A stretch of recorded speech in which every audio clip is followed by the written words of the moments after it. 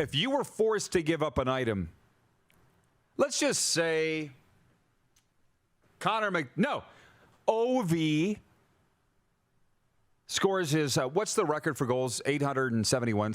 I think it is, Wayne's. Say he scores 872 and against the opposition, and let's say Shesterkin, let's say it's in New York, and he fires the puck into the crowd, the goalie for the Rangers, and you catch it.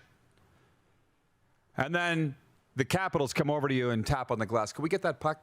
It's Ovi's. It's the record-breaking goal. A, you don't want to give it to him, but B, you know you should. What would be an appropriate... But C, that's $1 million puck in your hand. They say the football's $500,000. Okay. That's what they're saying. So the puck would be... This didn't break a record. The puck would be right there. No, what would you want? $500,000. You scumbag! That'd be the coolest thing to have the record-breaking puck. But you know what?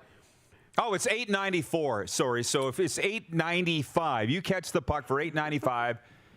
Because what Tom said was, we'll get him a helmet, maybe a couple jerseys or something. I'm not quite like you. Yeah. Not a complete pimp like you. I would say, I want the helmet. I want the jerseys. I want season tickets. I want lunch with you at the Golden Corral tomorrow, Tom. And let me think about it a little longer, and then I'll get back to you. Get ready for the Rod Pedersen Show.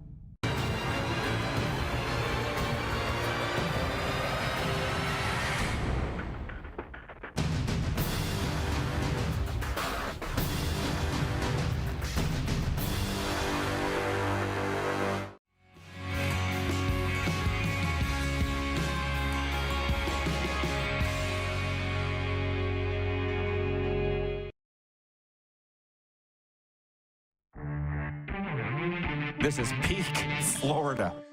Yes, it is. It's just so mean. From the moment I set foot there, they're like, don't leave. And the only reason I am is because it's too damn hot. But it's just anything goes, man. No helmets on motorcycles. No law. There's no laws in Florida. Ponies mating, and it's just my kind of thing. This is the Rod Pedersen Show. Not proud of it, but it is what it is. Hi, everybody. We're going to have a great day today on the RP Show. I can tell you that. I know that for a fact. I'm in the South Florida studio. Moose is in Toronto, Ontario, Canada. Moose, I just opened up the text line, 902-518-3033. I think people don't know that I don't man this thing outside of show hours, the text line. And Josh Mahura's Uncle Gary. Don't we all have an Uncle Gary? I know I do. Gary Mahura just sent us a screenshot from Kelowna, BC. He was watching on Game Plus TV yesterday. I just opened it. Josh Mahura played with the Stanley Cup champion Florida Panthers last year, and now he's with the Seattle Kraken. And how about that? Hey, Gary, hope he's watching today. How do you like us so far? How are you today, Moose? I'm great. Yeah, things are good, man. And it's great to hear from people like that, watching the show, sending your screenshots in. I know I love it. I know you love it. So keep sending them. Oh, yeah, absolutely. He was one of my first ever stats guys in the Canadian Football League, believe it or not. And he was very good and a dead ringer for Kurt Russell, if anybody wants to know. If we're going to bring up names from the past. By the way, coming up on the program today, from the University of Saskatchewan women's hockey team, assistant coach Christine Bumstead. She was just down here in South Florida with the Panthers as part of the NHL Coaches Association female program. She went through the development camp, training camp, and some of the preseason with the Cats. Christine's going to be with us in hour one, and in hour two, Kyle McIntyre, the commissioner of the Saskatchewan Junior Hockey League, one of my favorite hockey leagues. And I told the boys, anytime I get a chance to chat with a commissioner or a president of a league, I'm always down for that. So those are the guests. Can you hit the quick six show horn, please, Director Jordan? So listen, the big story is not what I'm going to get to. I'm dying to talk about Pete Rose, but I feel like that could take 2 hours. So let's just open up with Monday Night Football last night. And our viewers are very wise, Darren. You and I both know that. You and I were interested in the Dolphins and the Titans game. That was our sexier game of the two last night. 95%, though, of people voted for the other game. and they were right the way that all ended up. But get this one. Mason Rudolph led 7 scoring drives after starter Will Levis left with a shoulder injury, and the Tennessee Titans rolled the Dolphins here in Miami 31-12 Monday night. Rudolph threw for 85 yards, completed 9 of 17 passes in relief of Levis. Nick Folk made 5 field goals for the Titans, who won their first game of the season. Both they and the Dolphins are 1-3. Listen, before I get to your take, and kudos to you, I'm glad we didn't bet on that game because that's your favorite team. I was driving home from the Panthers game last night. I was listening to it. Times have changed, brother. Times have changed. Jimmy Cefalo is the voice of the Dolphins. His color guy, as you know, is Joe Rose. I'm listening to it on 940 WINZ, Miami Fox Sports Radio. And they're talking about how terrible the game is. I think at that time it was 6-3 Titans approaching the half. But I'm like, boys, I used to be told we got to sell the game, even when it's a dog. Clearly, it was an awful game. And then this morning, as I'm driving to Johnny O's, I'm listening to WQAM, and Joe Rose is over there. Darren, this Tua thing and his concussion, and who's going to make the call ultimately? The team doctors or Tua or the NFL? I'm just glad I don't have to deal with that anymore. It is more delicate and sensitive than it's ever been in sports. This Tua thing. You know what I mean? Just who's going to make the call and whether he plays or not. Who's to blame that they can't win without him? Oh, my God, it is a disaster with the Dolphins. That's this side. What's yours? Yeah, with Tua, at least he was there last night. He's on the sideline. He's in the team facility every day, lifting up spirits. He's bouncing around. Those are all good things. Ultimately, Tua, his family, he'll consult with his doctors too. They'll all make a decision, but ultimately he'll make the decision, which is the way it probably should be. And they were talking about that last night. Look, I'm a Titans fan. That was an unwatchable game last night. If it wasn't my team, that was an unwatchable game, man. But that's how Tennessee has to play with a young quarterback who's not really doing much. And honestly, they ran the ball well. Their defense is one of the best defenses in the league. Like, they're very good defensively. They just can't do anything offensively, really, except run the football. And, I mean, if they did that and didn't make mistakes, which they didn't last night, they beat Chicago in week 1. They probably beat Green Bay, and they're sitting here 3-1. I don't think they beat the Jets, but they're looking pretty good. You just can't make mistakes. Mason Rudolph was boring, awful, and just didn't make mistakes, and they kicked a bunch of field goals, so that was good. The nice thing about watching the game last night is they kept showing the picture-in-picture of the Seattle-Detroit game, and that game was a heck of a football game. So at least they were giving us constant updates to keep us entertained. Again, our viewers knew which was going to be the better game, but for our own reasons, you and I had picked the other one. Wayne in BC says, congrats, Stoops, on the Titans winning over the Dolphins. Also, my Seahawks lost to the Detroit Lions in a pretty good game. We're getting to that. BW in Edmonton says, good morning from the City of Champions. Love the Detroit Lions uniforms, metallic blue helmets. They did look hot. And Scott in Vancouver writes in, he says, Snoop Huntley will need time to learn the playbook. Apparently that offense is quite complicated in Miami. Sure, it's not just that, though. They just got him from Baltimore, signed him off the practice roster. As Darren said, go out and get a vet. That's what they did. And I didn't watch the game. I was at the Panthers hockey game, but from what I heard was Tyreek Hill got open, beat his guy covering him, but Huntley couldn't find him. Football is choreography on grass. Timing is a thing. Knowing where everybody's going to be. It's just a disaster, which, by the way, again, I'm dying to talk about Pete Rose. I'm not going to sit here all day and talk about the Dolphins and the Titans. But what I say yesterday, Darren, or was it Friday, why I love sports so much is you go to a ballpark, stadium, the arena, something could happen you've never seen before. And that happened in Detroit last night. Quarterback Jared Goff threw a perfect game, setting an NFL record by going 18 for 18. And the Lions went to 3-1, beating the Seattle Seahawks 42-29. Kurt Warner had the previous league mark for the passes without an incompletion, going 10 for 10 back in 2005. The Seahawks, who lost their first game in 4 starts, could not overcome an injury-depleted defense that could not stop the Lions on the ground or through the air. And their coach said after the game, was it a new coach, McDonald, goes, I guess we're just not as good as we thought we were, which I thought was the most accurate and honest take of a coach of any coming out of week 4. They thought they were 3-0. They thought they were all that. And he's like, I guess we're not all that. I love the answer, right? So, and then there was the Philly special. Goff didn't just go 18 for 18. He caught a touchdown pass. Man, I was a little choked that I missed that game.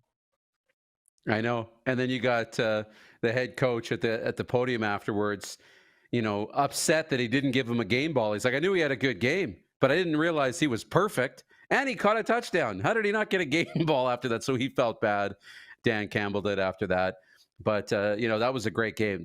And don't get, McDonald wrong. It's a good football team in Seattle. It still is. But I love that assessment too, Rod. Sure. I mean, same.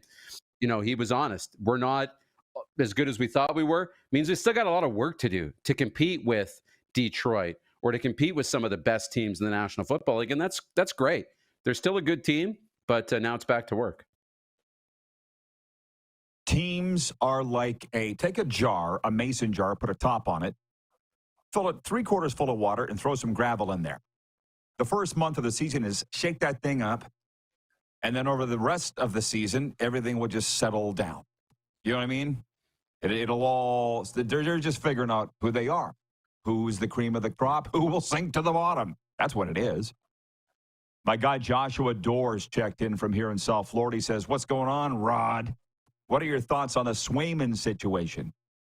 Today, or right now, is not the time for that, Joshua. I appreciate that. This is the Quick Six, where it's me and Moose's time going through the items of the day, which reminds me we have a brand new sponsor on the RP show today, Culligan. Culligan Water. Drink clean, live green. Filter your water for a healthier tomorrow. Culligan Water of Regina. Visit CulliganRegina.com. So to Pete Rose, Charlie Hustle, banished baseball great Pete Rose has died at the age of 83. The longtime Cincinnati Red was the career hits leader and fallen idol who undermined his own historic achievements and Hall of Fame dreams by gambling on the game he loved. His 4,256 hits broke his hero Ty Cobb's 4,191 and signified his excellence no matter the notoriety which followed. Rose was banned in 1989 after a Major League Baseball investigation determined he had bet on baseball, including his own team. Darren and I talked. Well, let me just get this out of the way. The poll question today is this: should Pete Rose enter baseball's Hall of Fame? Last I looked on Twitter, like 73% of people said yes, he should. So I said to Darren, now this was right in my wheelhouse of growing up and being a baseball fan. He signed with the Expos in 84, so I'd have been 11. And the Expos were my team, man. I was right, and that was at the end of his career. But he was all that.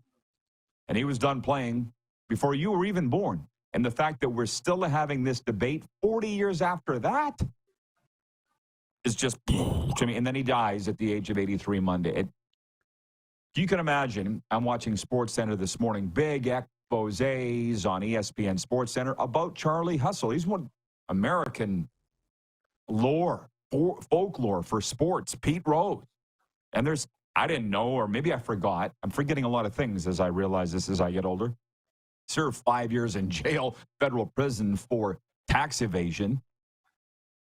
But just to sit here and say, should he get in? Will he get in? I'll say yes. I'd like to see him get in. I hate to see somebody be banned forever. Serena and I were talking about this morning. She has this thing, which I think is right, about crimes against person. She's like, he didn't hurt anybody. He didn't lay his hands on anybody. He didn't stick it anywhere it shouldn't have been. He bet on his own team's baseball games. I get that it's frowned upon. He didn't hurt anybody. And to make an example of him, let me just say this. The answer of whether or not he gets in, the story on ESPN this morning ended this way. As long as Rob Manfred's the commissioner of Major League Baseball, it's a no. He's not getting in. So I'm going to vote yes. He should get in. Will he? I don't know. What are you voting? Rob Manfred won't be the commissioner forever. So I vote yes. He should get in, and I think he will get in at some point. He probably, should get in, and his story in the Hall of Fame should be an accurate one that says he was held out of the Hall of Fame because he, bet on baseball and did this, but he was still one of the greatest hitters of all time. And for that reason, he gets in the Hall of Fame. And, he doesn't really get to celebrate it himself while he's alive, but he gets to be recognized his proper place in baseball's history because he has a significant place in baseball's history. I know that, and I never watched him play. So I think he'll get in eventually, and he probably should. Sorry, I'm smiling at some of the messages that have come in. I thought you might say this, and maybe you may still say this. Oh, well, he's dead now, but you can put him in, and it's for the family. What did the family do? The family did not set the MLB all-time hits. It's Pete. What's the point now? He died. You might as well not put him in. He's dead. You know what I mean? Like they've really botched this one as far as I'm concerned. And they're trying to make an example out of him, which I hate that being the case. By the way, Gary Mahura has written me back, Josh Mahura's uncle, former Regina Pat, Josh Mahura. That's why I love him so much. Gary says, hey, I'm in Kelowna now, watching on Game TV or something like that. Hope all is well. It's Game Plus TV. Look up in the top corner of your screen. It'll say right there. We're only on Plus one TV, network. National television. Yeah. National television in Canada, 31 U.S. states. And by the way, that's the other thing about this Pete Rose story, why I was dying to talk about it. You have your thoughts. I have my thoughts. Everybody's got their thoughts. This is the kind of discussion, as a guy that spent a career in sports and media, that we're talking about at the front of the bus, the front of the plane, amongst our staff. Everybody's talking about it. Everybody has an opinion, whether it's the old folks playing canasta down the street here in Florida or the farmers at coffee this morning on Coffee Row on the Canadian prairies, right? This is just the wildest story. And I'm not even like the biggest Pete Rose fan. He was lined up. You know how they do the autograph signings at the, somebody help me out, Las Vegas Miracle Mile Shops in Planet Hollywood. There's a sports memorabilia store there. And he was signing autographs, get a photo with Pete. $50 for a signature, $150 for a photo. I'm like, I don't need to see him that bad. But I saw him. He's a thick dude. Most ball players are, by the way. Trevor in Red Deer writes in, and he says, rest in peace, Charlie Hustle, my favorite ball player when I was a kid. George in Winnipeg writes in, he says, hi, Rod. Did you see the onside kick attempt during last night's Titans-Dolphins game? Did you understand what was going on there? No, I didn't watch a snap of it. I was at the hockey game. And he also says, really liked it when you were at Johnny O's. You know what, George? So did Johnny O. But you know what? We're here inside in this studio. But thank you for the input. I'll put it in the suggestion box with all the others. When we come back, we haven't even got to the NHL preseason yet. I can get to your question in a second here, Joshua, about Jeremy Swayman up in Boston, CFL Week 18, and, of course, the always favorite random thoughts. Christine Bumstead coming up. Panthers, what should I say, assistant coach through training camp, and also now at the U of S, women's hockey team assistant coach, and Kyle McIntyre from the SJ. We are live on Game Plus TV, WQEE Radio, streaming live on YouTube as always, and, of course, Apple Podcasts and Spotify.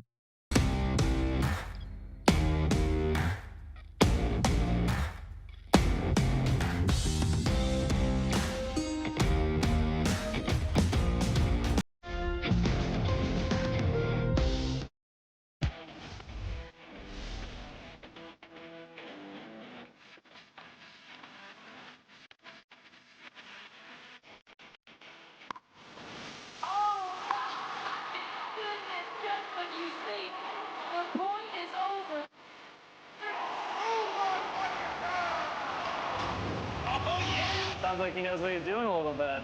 As long as you're entertained. Aren't you entertained? We're all capable of doing more. More speed, more reps, more commitment to getting every detail perfect. And that's why it's important we never miss a donation appointment. Blood and plasma donors are needed every day in Canada to support thousands of patients that rely on Canada's lifeline. We're asking you to join the Hockey Gives Blood Partners for Life team. Join today by downloading the Give Blood app or book online at blood.ca/HGB. Welcome to the Create Space at IKS Media. Meetings, podcasts, studio. Whether you're here to collaborate or educate, our versatile meeting places, workspaces, and studios await. Your next big idea starts here. Make our space your space. The Create Space at IKS.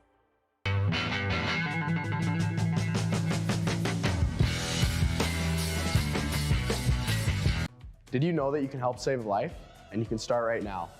Stem cells from male donors increase chances of positive outcomes for patients, yet they only make up 40% of our registry. Today, there are hundreds of people in Canada searching for their life-saving match. You can be a patient's best hope. Be a hero by registering with Canadian Blood Services Stem Cell Registry now. The 80s Club, live in Moose Jaw. Honeymoon Suite, along with a flock of seagulls. Men without hats. And spoons.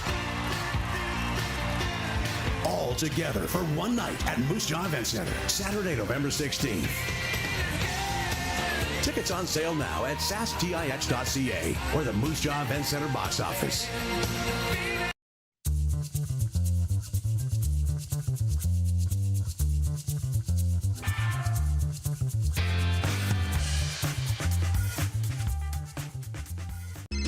Text 902-518-3033.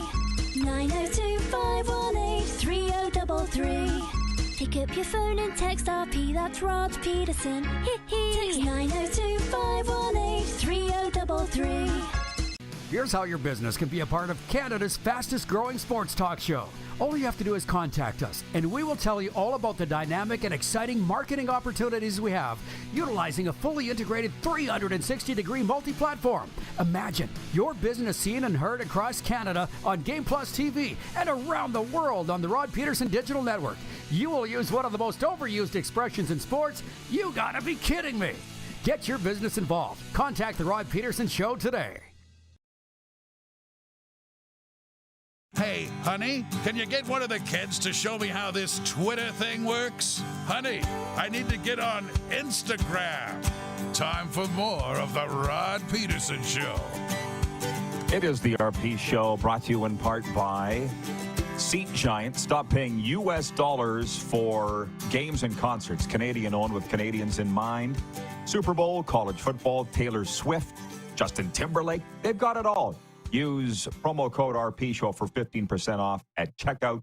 Check them out at seatgiant.ca. If we can bring Moose in, I'm about ready to shift to hockey, but a lot of our audience, which I knew, Darren, would have a thought on the Pete Rose situation. He died at age 83 yesterday. Took his shame to the grave, I guess. Wilf in Steinbach, Manitoba, watching. He says, hey, Rod and Moose, Hall of Famer Pete Rose. Met Pete at Caesars Palace. MLB made him more famous by banning him. That didn't make him rich. So he was famous for all the wrong reasons. So what? You know, so he's got to sit there and do autograph signings just like Johnny Manziel to pay his bills. That literally is a thing with Pete Rose. I don't like that. On our Instagram, Darren, I put the poll up there. 93% are saying, yes, he should get in. But of the 7% that isn't, my friend Ted Yanko of Regina wrote in. He goes, rules are there for a reason. He broke them. He shouldn't get in. I'm like, my God. Hope Ted never makes a mistake. I mean, there's a little to be said in society for serving your sentence, going to the penalty box.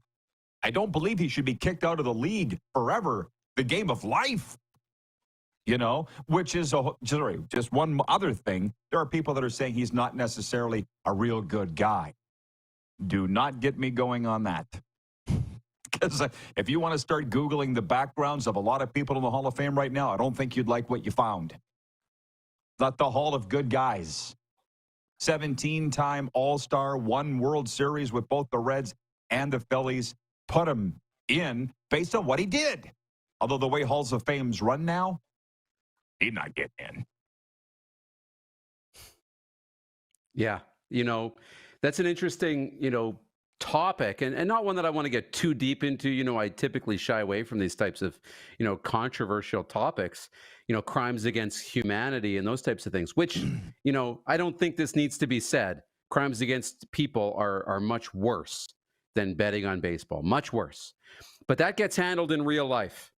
And in baseball, they handle crimes against the game. And that's why he was suspended. It was a crime against baseball. So they handled that. They let real life handle crimes against humanity, which is worse and should get dealt with. And a lot of times it means that person can't play football anymore. Michael Vick couldn't play football, went to jail. Ray Rice not playing football, right? They handle that.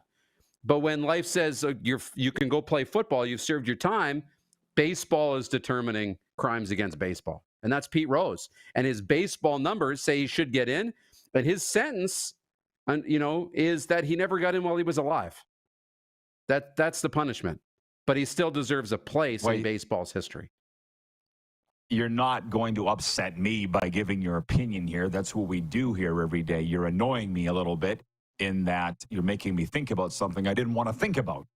And something about this cloud lifting in my life and the sunlight that's coming through, I'm not liking what I'm seeing, i.e., Rob Manfred has absolute power, the commissioner of Major League Baseball, whether Pete Rose gets in or not. It's come down to one guy. And to be honest, I reference the Canadian Football League so much because I worked in it for so long and had such an intrinsic role in it. I was best friends with the executive director of the Canadian Football Hall of Fame, but during COVID, he got tossed overboard, and now the CFL runs it. So basically, Randy Ambrosie decides who gets in. Same as baseball. See what I'm saying? There used to be committees to vote on these things so that one guy with a petty grudge, I'm not saying that's the case with Pete Rose or anybody that's not in the Canadian Football Hall of Fame that should be, like a Ken Austin or these kind of, I don't like that much power being given to one guy. That's all. I think that's highly, highly, highly dangerous. From Ryan Radio, WQEE Atlanta, 99.1 FM. He writes in and he says, Pete Rose is the first celebrity to be inducted into the WWE Hall of Fame. Laugh out loud. LOL, says Ryan. I wish I could love wrestling more. I just can't. Okay. Now let's get serious. As if we haven't been. NHL preseason moose. The host Canadian teams had to work overtime Monday night to record preseason victories. Nazem Kadri scored 41 seconds into overtime to lift the Flames to a 4-3 win over the Seattle Kraken in the Saddledome, while Leon Draisaitl scored the shootout winner as the Edmonton Oilers outlasted the Vancouver Canucks 3-2. It was a clapper from the top of the circles. I saw it with my own two eyes. Here in Sunrise, Gage Consalves scored the winner at 11:40 of the second period as the Tampa Bay Lightning down the Florida Panthers 3-1. What I said to you yesterday, I'm pretty confident in. We will dissect these preseason results and stories 6 ways from Sunday. But then once the regular season drops, we won't think about it again. It's just the way it goes. Do you have any preseason thoughts from last night or tonight or so forth? Yeah, it was really cool. And I think, was this last night that Martin Brodeur's kid played in goal for the New Jersey Devils? Made a big save. At least he showed up on the highlights, got me looking it up. I didn't watch the game last night, but I think that's cool. I grew up watching Martin Brodeur and one of the greatest goaltenders of all time. And now his kid's in there wearing number 60. I thought it was Jose Theodore wore number 60, didn't he? So I thought it was him for a second, but it was Brodeur's kid. And it was neat. Now we're seeing the next generation come up. We've seen it with a lot of others, but that was cool last night. The last 1, 2, 3 years of me doing this show, I felt like I needed to be up on top of everything, and it drove me almost into the loony bin. And it's like, I just think about, did you see Martin Brodeur's kid play for the Did you see the onside kick between the Dolphins and the Titans? Did you see this? Did you see that? No. I saw what I saw. I was at a hockey game last night, the Panthers and the Lightning. End of story. Came home and wrote a column on it on the South Florida Tribune, which was published today in their editions. I can't. And nobody can. Nobody can keep on top of everything. There's no way. And even this Jeremy Swayman thing, I am not getting into the minutia of this. The team said this. Swayman said that. The agent said this. So for Joshua here in South Florida who's watching the show right now, and he's a regular, he watches our Fire Up Florida podcast that we do, it's millionaires fighting over money. I made this decision with regards to the Canadian Football League that I follow closely. I'm not getting into off-field stuff because I don't even trust what I hear. I'll go by what I see. So Jeremy Swayman doesn't have a new contract and isn't playing for the Bruins when they come here October 8th, when the Panthers play their home opener and raise the banner, then it is what it is. They're haggling over money and everybody's lying. I don't care, Joshua. Sorry if that disappoints you. 902-518-3033 to the text line. CFL Week 18 for our Canadian Football League peeps, which, by the way, yesterday's show was awesome with Chad Owens and Paul LaPolice, and it's got a lot of people talking. I mean, I can see now why the BC Lions are so sensitive, so touchy when it comes to the quarterback situation there, because Mike Kelly came out with a dagger. The former Bombers head coach, he tweeted it. Go look it up on our Twitter feed. He's like, the Bombers made a mistake, or the Lions made a mistake. It is what it is. You think all these NFL teams were wrong on Nathan Rourke? Basically saying he's not all that. The Lions stroked him a check for $800,000 plus next year. NFL money, really. And now they're going, oops. So that's one. Was that a mistake? I don't know if you want to wade into that or not. Mike Kelly's saying they made a mistake. Paul LaPolice tried to slip in here yesterday that maybe they should start Vernon Adams. He dropped that bomb and tried to walk away. Like, why is this so touchy? I don't understand. I know. It is touchy. You got BC trying to win, get to a Grey Cup at home and win a Grey Cup, in their building. And you had a really good team. I think you still have a good team. And you had a great quarterback, in Vernon Adams. You still have a great quarterback in Vernon Adams. Look, I don't think they made a mistake. I think it's far too early to say that they made a mistake. But it doesn't mean they shouldn't go to Vernon Adams for the rest of the year. If they obviously believe in Nathan Rourke, Nathan is not, whatever. He's having a tough go. There's a lot going on, right? You had the transition from the National Football League, and that fizzled out, and that can shake your confidence. And then you come back here and think you're going to flex and try and prove people wrong, and it's not as easy as you thought it was. And that can be rattling too. I'm curious if he still struggles coming out of training camp next year, where he has a complete reset and a refocus. And if he struggles to start next season, I can make that declaration then. But I think it's too early for that. Doesn't mean they shouldn't go to VA. Well, let's be honest. Things were going fine, largely with Vernon Adams. Yeah. And all of a sudden, they just pushed him out of the way. Maybe they're getting a little bit of karma here that they would do that and bring Nathan Rourke in and play him right away. I don't know. I don't like saying that because Rick Campbell and Neil McAvoy are really good guys. But again, it's not the Hall of Good Guys. Nice guys run the Kinsman Club, as John Frenzy would say. They screwed up. It'll be interesting to see. So the games this week, by the way, in the CFL, it's only Tuesday. We'll talk a lot more about it later in the week, but they're all huge. Winnipeg at Hamilton, Friday night. Battle of the two hottest teams in the league. Bombers have won 7 in a row now. And the Ticats have won 4. Could be a Grey Cup preview. Calgary at BC. Literally, the Stampeders are in must-win territory. That's Friday night. And Saturday, Sask at Edmonton. And that's a must-win game, really, for the Elkamos. And Sask, well, if they win, I believe they clinch. So they'll have a lot to play for, too. From the audience, they're not done with Pete Rose yet, and I knew they wouldn't be. Bomber Boy writes in, he says, Pete Rose allegedly gambled, something he denied being true. just unilaterally deciding his guilt as a black guy for MLB. I don't know. I saw a video this morning on ESPN where he was interviewed admitting that he did it. I'd like to think this was not an AI video that we're seeing now. Because, you know what I'm saying? Where they have a guy sitting at the podium and totally fake what he said. Pretty sure I saw on video Pete Rose saying, I did it. And they still wouldn't put him in the Hall of Fame. Jeff, the Stamps fan, writes in, he says, a crime is a crime, punishable, regardless of being against humanity or not. Nah, that's your opinion. That's not society's opinion. Thank God. Jeff also says Rose knew what he was doing was wrong. We get that. He accepted a lifetime ban. I saw the interview with, I can't remember. Who's the old guy? The old guy the old stats guy in baseball. He's on the Fox broadcast doing color squeak. Tim Kirkjian. You know that name, Tim Kirkjian?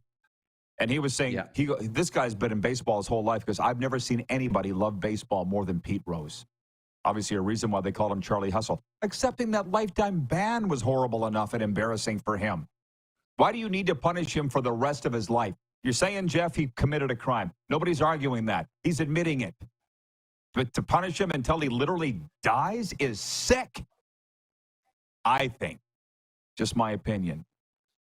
Ryan in upstate New York, Cardinal Ryan writes in and he says, yes, Jeremy Brodeur played and wore number 60 in goal. And here's a very neat tie-in. The same guy that hooked up the cable in this office, this studio, also hooked up the internet in Jose Teodore's house here in South Florida. Same guy. I know. He said he had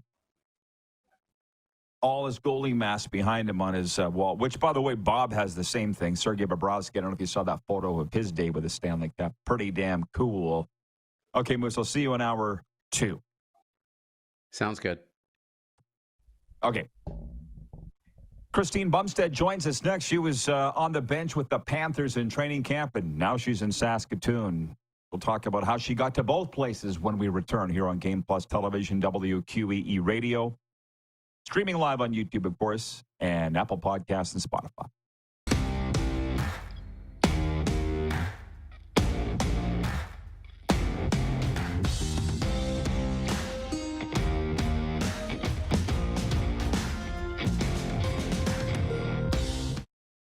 IKS Game Day wishes to congratulate the city of Estevan and Affinity Place on their brand new center ice display. This state-of-the-art score clock features 5 LED faces with full motion graphics, scoring integration, and our new Halo mounting system.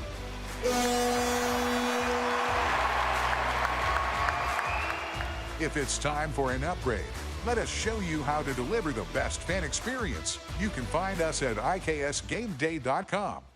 Now the race is on and here comes pride in the backstretch. Celebrate 40 years of Sawyer Brown. Some girls don't like boys like me. With Shenandoah. You got to get me to the church on the Cumberland Road. Plus special guest George Fox. Saturday, October 26th, Moose Jaw Event Center. I'll take the dirt road. Tickets are on sale now at the Moose Jaw Event Center box office or online at sasktix.ca. 6 days on the road and I'm Sawyer Brown and Shenandoah live. Hi, my name's Logan Stankoven. And I'm Connor Bedard. We're both Hockey Gives Blood player ambassadors and proud to be blood donors. There are thousands of patients each year in Canada that rely on a generous stranger to save their life.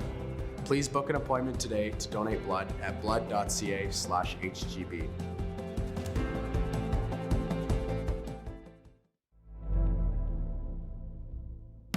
Welcome to the Create Space at IKS Media. Meetings, podcasts, studio. Whether you're here to collaborate or educate, our versatile meeting places, workspaces, and studios await. Your next big idea starts here. Make our space your space. The Create Space at IKS.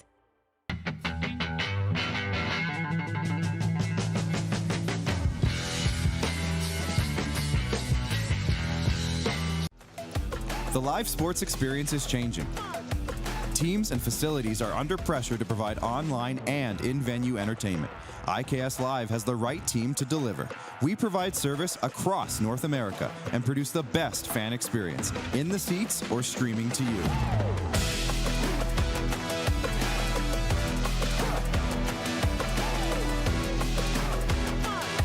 IKS Live continues to bring you the best seat in the house. We're all capable of doing more. More speed, more reps, more commitment to getting every detail perfect. And that's why it's important we never miss a donation appointment. Blood and plasma donors are needed every day in Canada to support thousands of patients that rely on Canada's lifeline. We're asking you to join the Hockey Gives Blood Partners for Life team.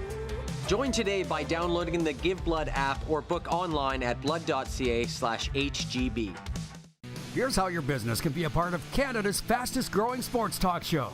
All you have to do is contact us, and we will tell you all about the dynamic and exciting marketing opportunities we have, utilizing a fully integrated 360-degree multi-platform. Imagine your business seen and heard across Canada on Game Plus TV and around the world on the Rod Pedersen Digital Network. You will use one of the most overused expressions in sports. You gotta be kidding me. Get your business involved. Contact the Rod Pedersen Show today. Send us your opinions now. We won't victimize you unless you really deserve it. Now, back to your host, Rod Pedersen. Hockey teams, are you looking for just the right place for your team? Bonding sessions and outings? Well, look no further than Overtime Hockey Lanes in Calgary, Alberta. With state-of-the-art equipment, spacious shooting lanes, and games for all ages, Overtime Hockey Lanes is the perfect destination to build teams, whether they're from the Calgary area or if you're on a road trip from out of town. Book your lanes today, 28th Street Northeast, Calgary. U of S will be rolling through there at some point. Christine Bumstead will be with them. Husky women's hockey assistant coach, and last month on the bench with the Florida Panthers down here in South Florida. Hey, Christine, welcome to the RP Show. I want to thank your boss, Shannon Chin, with the U of S for lining up this chat with you. It truly is an honor. Would you mind telling us a little bit about yourself before we get into this Panthers thing and your hockey road?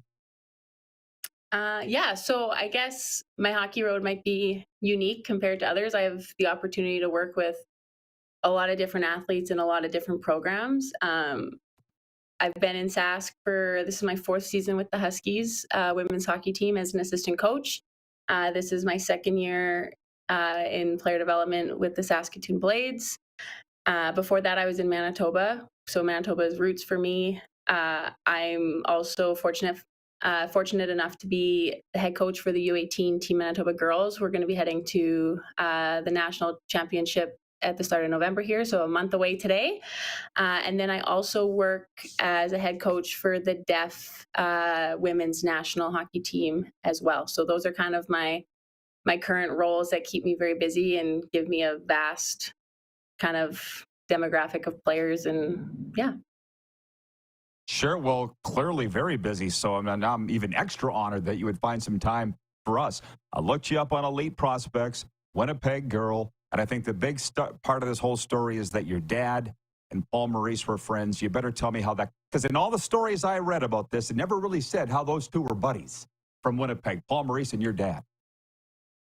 Well, it all started through a working relationship, actually. So my dad, he worked in like the youth hockey development program with True North, who owns the Jets. So he was running out of that facility, the practice facility for the Jets. And when Paul became the coach of the Winnipeg Jets, we kind of met up that way. I went to high school and played with Paul's daughter. So we had that connections, and so just knew each other all from being around the rink and playing together and things like that.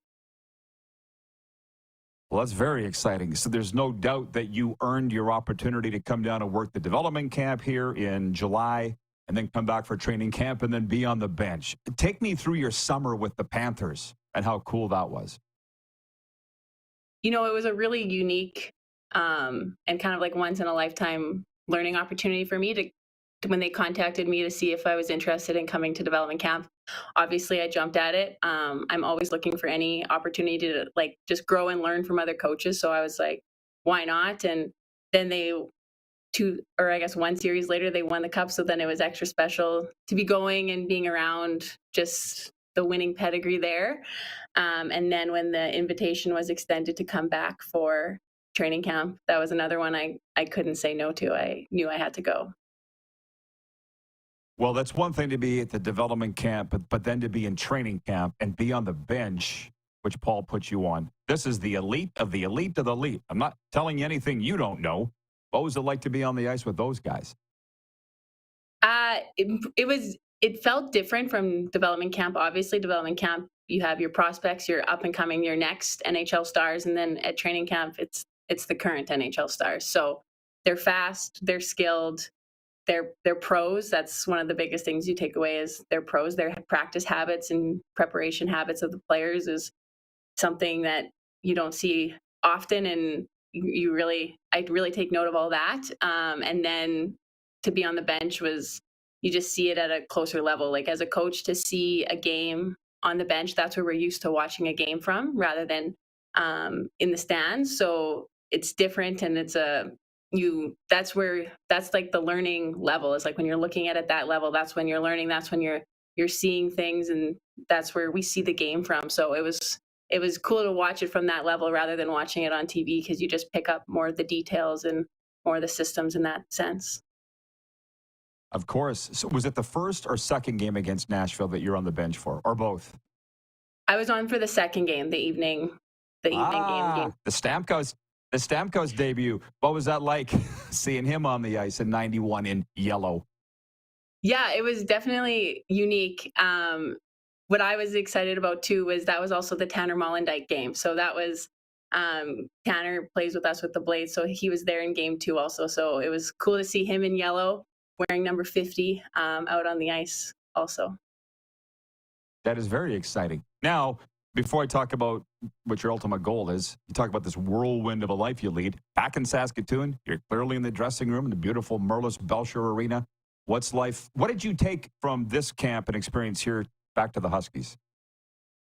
So much. I think every coaching opportunity I have, or opportunity to just be around other coaches, I'm always looking to learn and see how they prepare, how they coach, how they plan, how they address the players, all those things. So I definitely learned a lot, and I'm taking a lot away from Paul and his staff, from being down there to come back here, and just how can I adapt it and mold it and make it something that my girls here can thrive under and learn from and be successful with.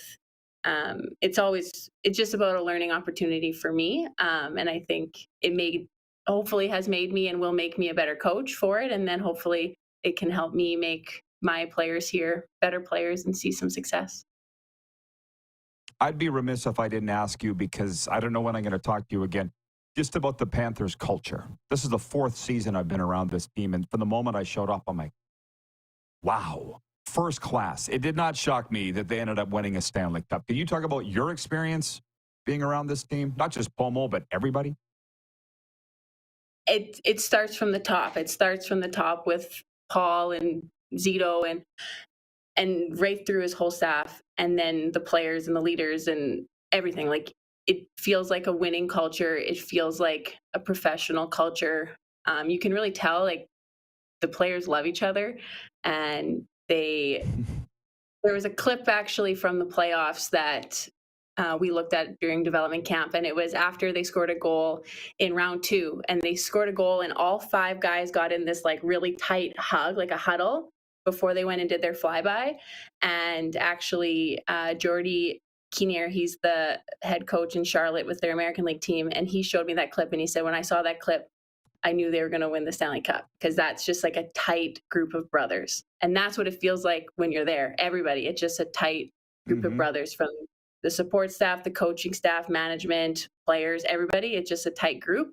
And then going forward in that is they embraced me and brought me into that tight group. Like, I never felt like an outsider when I was there. I felt just like embraced right away into the culture. And I think that speaks really highly for how they've created it there, because you know that when they have a new player coming in, whether it's a rookie or if they traded a guy in or signed a new guy, I know what it feels like to just be immediately welcomed into that space. And I think all new players coming in have the same experience, and that's how they're able to gel so well, both on the ice and off the ice, and their systems and things like that.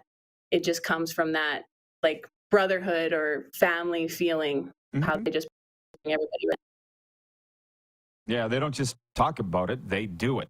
They enact it every day. It's unbelievable. Every team should follow what they do. And I'm sure the Huskies are looking to do the same thing. And with you, I saw Paul say about you, Pomo said, she'll get there, i.e. coaching your own team one day. Is that the goal? Or what do you see? What do you want to do? I don't know. I think I just want to make sure that I'm developing whatever players I'm working with. Like, I love my position here with the Huskies. I love being able to, like, I've really built a lot of relationships on and off the ice with these players. And that's the unique thing about college hockey is you get them for 4 or 5 years. So you really see them at the start and where they end up and just getting all of their development, and both as women and as players. And so I've loved it here, and it's been a learning every day moment for me. Same thing with the Blades now is like you've built those relationships with those players and just getting them to their next step, what their next goals are, both in their season and in their future, and getting to work with those guys. So for me, my goal is always just to make sure I'm learning and putting in the work so that I can make whatever players I have the gift of working with, just making sure that they're developing and the program is succeeding and doing well, both in the current season and in the future. Well, good luck with it. Go Dogs. I appreciate the time, and thanks to Shannon for lining this interview up. Our mutual friend, Christine, thanks for this. Good luck the rest of the way. Thank you so much. Christine Bumstead, U of S women's hockey assistant coach. We'll be coming right back with a sports update and viewer takeover after this on Game Plus TV, WQEE Radio, live streaming on YouTube, and, of course, Apple Podcasts and Spotify.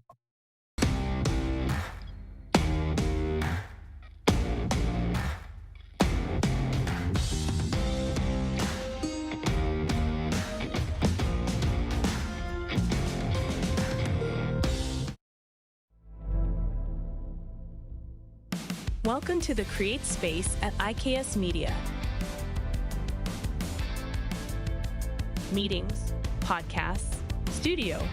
Whether you're here to collaborate or educate, our versatile meeting places, workspaces, and studios await. Your next big idea starts here. Make our space your space.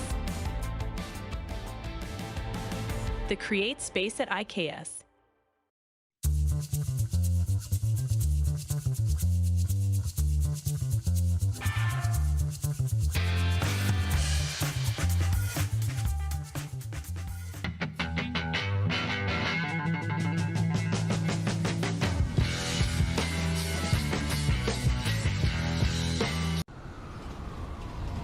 I'm Bridget Lacquette. I'm a First Nation Olympic silver medalist, and I'm proud to represent Indigenous hockey players across Canada. Each year, hundreds of Canadians need a stem cell transplant from an unrelated donor to save their life. Anyone can have a hard time finding a stem cell match, but for Indigenous peoples, it can be even more difficult because just over 1% of prospective donors on Canada's stem cell registry are of Indigenous backgrounds. Be a hero. Join me in Hockey Gives Blood in helping to make a life-saving difference to those in need. Register today at blood.ca/beahero.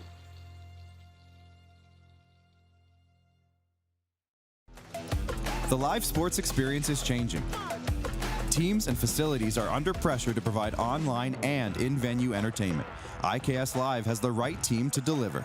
We provide service across North America and produce the best fan experience, in the seats or streaming to you.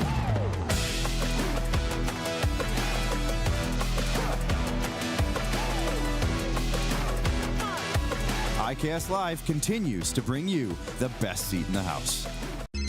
Text 902-518-3033. 902-518-3033. Pick up your phone and text RP, that's Rod Pedersen. Text 902-518-3033.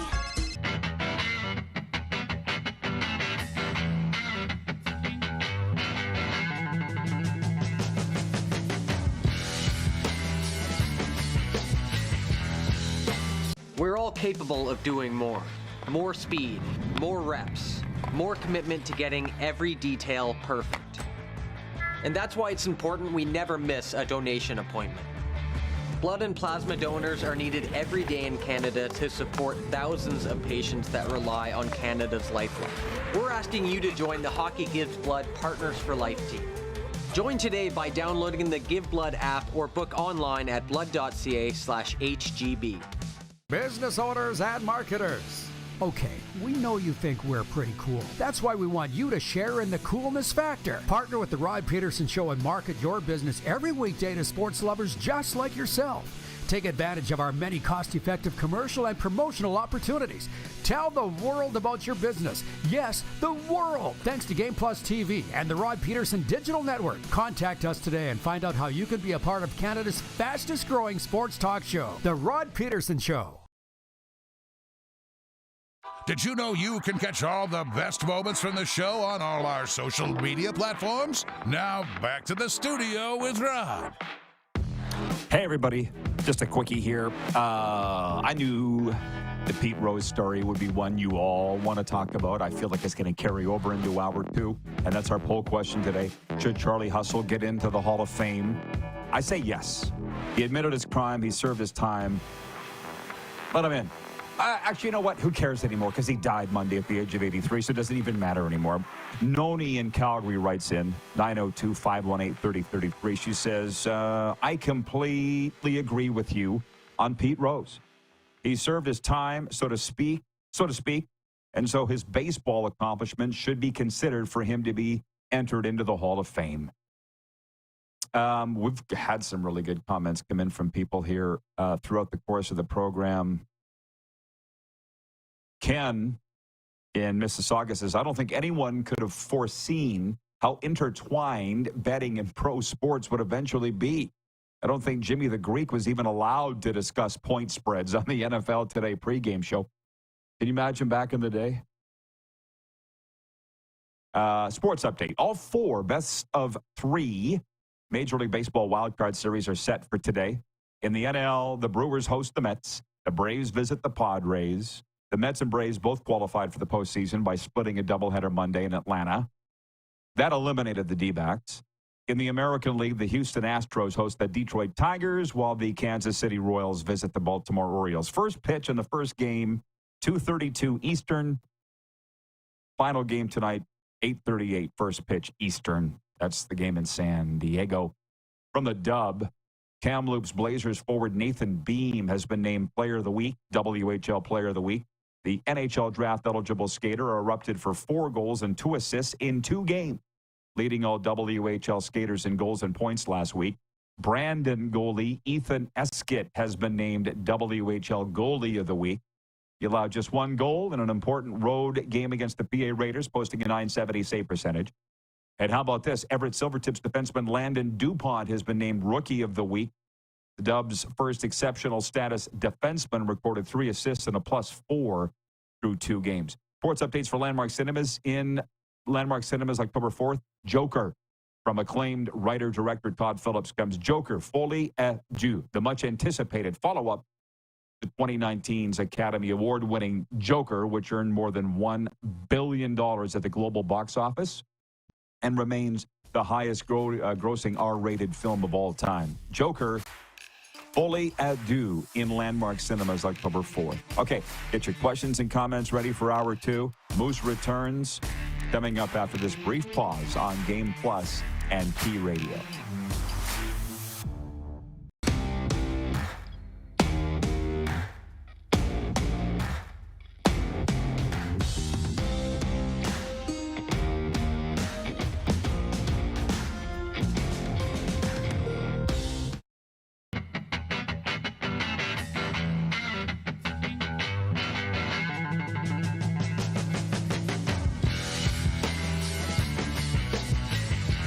We're all capable of doing more.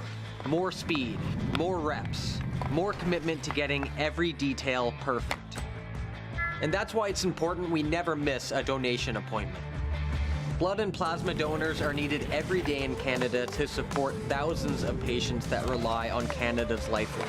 We're asking you to join the Hockey Gives Blood Partners for Life team. Join today by downloading the Give Blood app or book online at blood.ca/HGB. Welcome to the Create Space at IKS Media. Meetings, podcasts, studio. Whether you're here to collaborate or educate, our versatile meeting places, workspaces, and studios await. Your next big idea starts here. Make our space your space. The Create Space at IKS.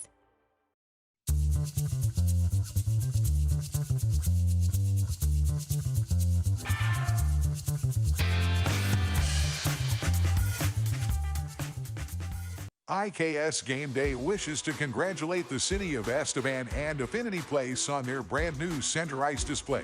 This state-of-the-art score clock features 5 LED faces with full motion graphics, scoring integration, and our new Halo mounting system.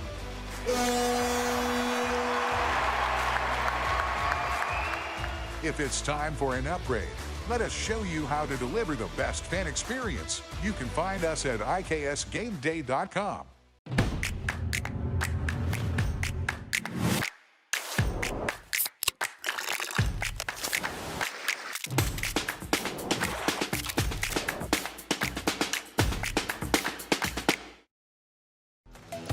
The live sports experience is changing. Teams and facilities are under pressure to provide online and in-venue entertainment. IKS Live has the right team to deliver. We provide service across North America and produce the best fan experience, in the seats or streaming to you.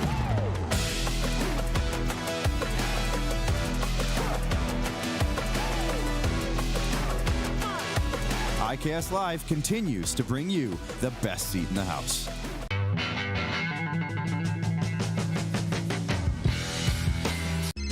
Text 902-518-3033. 902-518-3033. Pick up your phone and text RP, that's Rod Pedersen. Text 902-518-3033. Business owners and marketers. Okay, we know you think we're pretty cool. That's why we want you to share in the coolness factor. Partner with the Rod Pedersen Show and market your business every weekday to sports lovers just like yourself. Take advantage of our many cost-effective commercial and promotional opportunities. Tell the world about your business. Yes, the world. Thanks to Game Plus TV and the Rod Pedersen Digital Network. Contact us today and find out how you can be a part of Canada's fastest-growing sports talk show, The Rod Pedersen Show.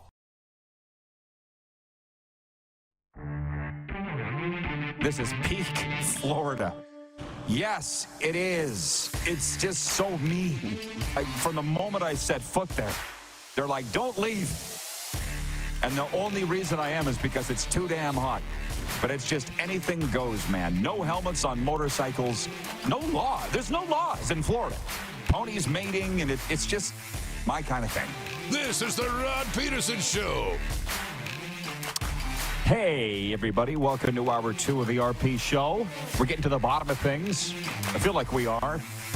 Here on episode number 1347 of your favorite daytime sports talk show. We are on the Game Plus Television Network and WQEE Radio in Atlanta. I'm in the South Florida studio. Moose is in Toronto. Let's bring him in. It's actually a little cold in here today. That's why I've got my long sleeves on, Moose. Yeah. Pete Rose has been the theme of the whole program today. Has anything dawned on you? Have you had any epiphanies or thoughts since you were last on 20 minutes ago that you'd like to get off your chest? No, not on the Pete Rose thing. I think we did a pretty good job of, getting across what we think and kind of what I think on that. And, I just reiterate with our viewers in the poll, I think eventually he will get into the Hall of Fame. It might not happen while Rob Manfred's the commissioner, but he won't be the commissioner forever. Well, as I say, what's the point now? He's dead. It reminds, start spreading their news, everybody. We're live on YouTube as well, not just Game Plus and Key Radio. Allie in Texarkana writes in, she says, happy first day of Halloween, RP, Moose and Squad. She's one of those gals that, people have birthday week, birthday month. For her, it's the whole month is Halloween. And I think that's cool for her. Jay in Winnipeg writes in, he says, the Bombers just scored again. Poor Elkamos. They are who we thought they were, the Edmonton Elkamos. Jen writes in from the Four Seasons. She says, good morning, y'all. Hey, Jen. Okay, let me get down to it. Can you hit the quick six show horn, please, Director Jordan? And just to re-up everybody. Awesome. Just to re-up where we were an hour ago. We talked about Monday Night Football. There were two games. The Titans blew out the Dolphins. Moose's team, that's why he's wearing the shirt. They won. A Pee Wee team can beat the Dolphins now, but that is what it is. And the Detroit Lions spanked Seattle 42-29 in the two Monday night games. We talked a lot about Pete Rose. We're going to talk more about Pete Rose. He died Monday at the age of 83, received a lifetime ban from baseball in the 80s for gambling on his own teams. He took that to his grave. 17-time All-Star, World Series champion, all-time hits leader. Not getting in because you bet on your own team's games. I don't like it. We talked about the NHL preseason games last night. We talked about the CFL games coming up this week. And then the randoms. But I feel like we covered almost everything. And when I say we're getting to the bottom of things, let me just selfishly say this. Christine Bumstead was with us last hour. She's the University of Saskatchewan women's assistant hockey coach. She also works on skills with the Blades, I believe she said. But she was down here in Florida working with the Panthers in training camp. And Darren, all the coverage was that Christine's dad and Paul Maurice went on a hunting trip, and that's what led to her coming down here to help with the Panthers. I'm like, well, that sounds possible. There's got to be more to the story. And she explained here that Paul Maurice's daughter and her played high school hockey together. So it's not like it was a chance encounter. Okay? So I appreciate her doing that. Clearing it all up. Randy in Winnipeg says, rest in peace, Pete Rose and Dikembe Mutombo. Both were Hall of Famers. I talked about this yesterday. An intimidating four. Dikembe Mutombo got me into the NBA, but Squirrel, let's stay on point here, please. We also, we covered all the sports in hour one. Now it's like turn it over to the audience. That's why I asked you what's on your mind, because mine's kind of fried right now. Is there anything on your little mind? I know. Well, no, nothing crazy. I mean, you look at what's going on in, with the Pete Rose thing, and I think you mentioned our group chat. I mean, it happens in threes, right? Chris Christopherson, Dikembe Mutombo, and Pete Rose, and just gone. And three icons in their own space. Well, all were like, this is like when you have like Mutombo, right? Right? When you have something like that attached to yourself, I mean, you're a legend and your place in history. I mean, people will be doing that till the end of time.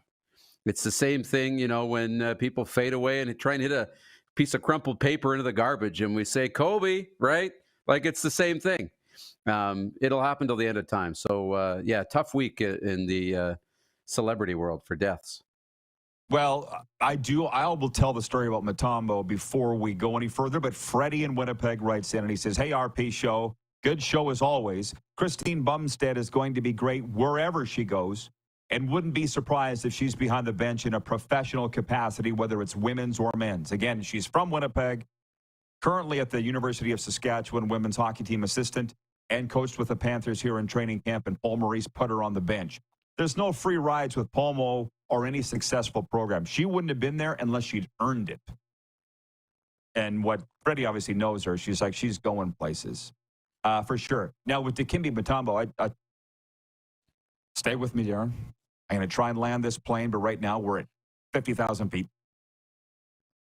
1993, I'm living in Prince Albert. I feel like Sophia from Golden Girls. Picture it. Prince Albert, 1993. My buddies and I heard a commercial on the radio. The Minnesota Timberwolves were coming to Saskatoon to play the Atlanta Hawks. No joke. SaskTel Center was like 4 years old at that time. And the commercials said, Dikembe Mutombo, an intimidating force, playing with a T-Wolf. Hey, what else are we going to do in PA? So we drive down to Saskatoon to go watch this NBA game. We got courtside seats. How the hell? I think we snuck down. We never would have been able to afford being that low. And it was unbelievable. And the Hawks had a guy by the name of Craig Elo. He's a 6'4" white guy with long blonde curly hair. And there was people heckling him in the crowd. And the look on his face is like, I'm literally 5 miles from the North Pole, and you know who I am. Like, he was just shocked that he would be in Saskatoon and getting beaked by the fans there. You know what I mean? But that's what I think about with Dikembe Mutombo, was we went to the games because we were told to go see him play, and that's where neutral site games are so important, is my point. Because there's major centers, yes, but there were a lot of us that don't live in major centers. So whether it's Touchdown Pacific, going to Victoria, Touchdown Atlantic, to Halifax or Moncton in the Canadian Football League, the LA Kings are going to play the Florida Panthers in Quebec City on the weekend. So, holy smokes, man. If you can stay with me, it's a hell of a ride. Last night in the lower bowl at the Panthers game, I'm sitting with my guy Brent from Wellington, Florida, Darren, and he is like, so the Panthers are playing the Kings? They're going to LA? I'm like, no, dude, they're actually going to Quebec City. I know. But the Kings are playing 2 games in Quebec City, and the Panthers are going all the way up there. Doesn't make any sense to me either. But that's my story on neutral site games. So for anybody watching or listening right now that's not living in a major pro sports town, what sporting event did you go that was neutral site that got you hooked on the sport? Because I loved the NBA ever since. I don't know anything about it. We don't talk about it on this show, but I like it, and I'll go to it. You said you went to some? Was it yesterday you were saying that? I'm trying to think if, NHL games, but I was already hooked on the league. Yeah. This wasn't until I was an adult that I went to the NHL in Saskatoon and Regina. So growing up, no, there was no neutral site games for me. Even in, leagues like the SJHL, where we weren't in an SJHL market, they started doing neutral site games, but I don't think when I was growing up, they were either doing them or I didn't know about them or they weren't coming to our community.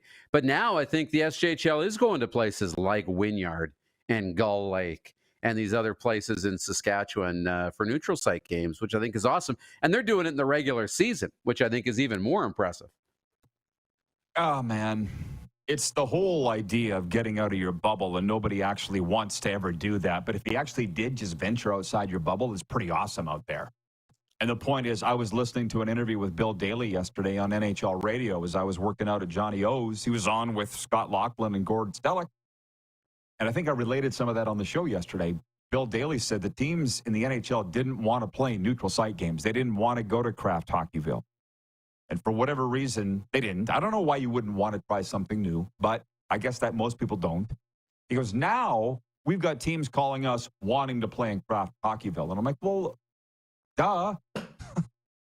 Doesn't surprise me. When you go out and you play in these games, it's unbelievable. Although, when I was with the Pats, we played neutral site games in Minot, which was awesome, Grenfell, Lumsden.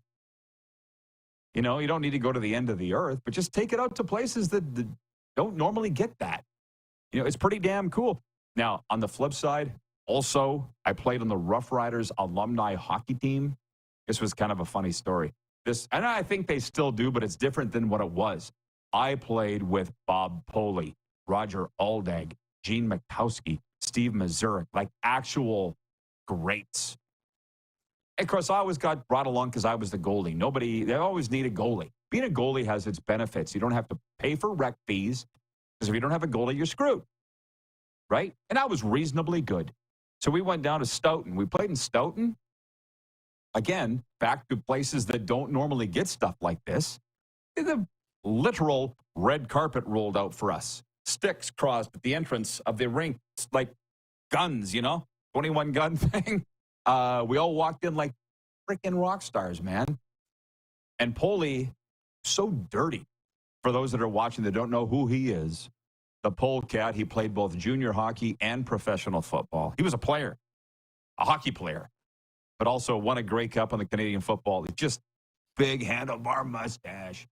Not even handlebar, whatever the hell that thing was on his face.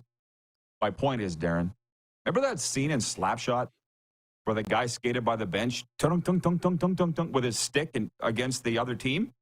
Poley did that to the fans in Stoughton because they're all hanging over the glass. He skates by the all their heads. And they loved it. They weren't even mad. So, anyways, those were good times. And so, again, why would you not go out to a neutral site city because it's like the greatest thing. So, yeah, there's my story time. You want me to read some comments, or do you have any thoughts on that? You good on that? You got something? No, else? I think it's cool, and Quebec City is one of the markets that's begging to have an NHL team back. Whether that's ever going to happen or not, I mean, they're down the list now behind, Houston and Atlanta and maybe Kansas City and other places. But yeah, I think it's cool. Let's see what the comments are showing. Patrolman Pete in Winnipeg says, I remember before the Jets came back to Winnipeg, we used to have annual neutral site preseason games that people would get excited about. Now we have our own team, and everyone ignores the preseason. Oh, you get it. Let's watch the Flames and the Oilers in Winnipeg because the Jets are gone. They're in Atlanta. I get what he's saying. Because I just bought a pair of tickets for tomorrow's preseason Jets game for $22. 22 for both tickets, that is. That's also the other thing for young families that can't afford season tickets to game. I mean, my God, I sat with Brent, again, in his seats last night. God bless you, Brent, from Wellington, Florida. I said, what were these seats when you first got them, like 10 years ago? He's like, $2,200 a seat. It's over double that now because the team's good and they won the Stanley Cup. But just because you can't afford to go to a regular season game doesn't mean you shouldn't go to a preseason game. My dad took us as kids. The St. Louis Blues had their training camp in Regina in the early 80s. So they were playing the Oilers. We went in there and all cheered for the Oilers, of course. The Oilers were the visiting team. But they were cheap tickets. Dad wanted to take his kid.